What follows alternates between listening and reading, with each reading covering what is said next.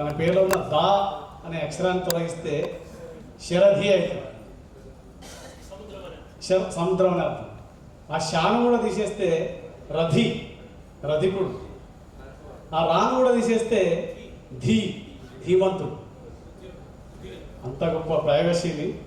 అరుణ తరుణాక్షరాల పద్యాలు కూర్చి ఆకలికి మాడిపోయేదా నీ కొరకై అన్నాడు.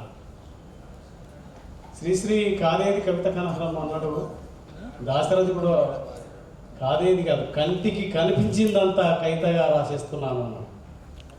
తన జీవితాన్ని పోరాటానికి, కవిత్వానికి అంకితం చేసిన దాశరథి గురించి మనకు దాశరథి గారిని సాక్షాత్కరింపజేసిన దేశపతి గారు.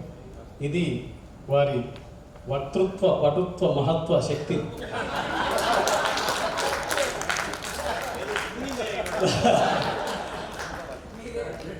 అగ్ని భస్మరాశుల మీద నిలబడి కవిత్వం చదివిన దాశరథి గారి గురించి విన్న తర్వాత మనం మరో సెషన్లో అందరం కవిత్వం వినాలి. కవి సమ్మేళనం ఉంది, కవి గాయక సమ్మేళనం అనుకుందాం. ఇప్పుడు పాట పాడతారా? ఇప్పుడు ఎవరైనా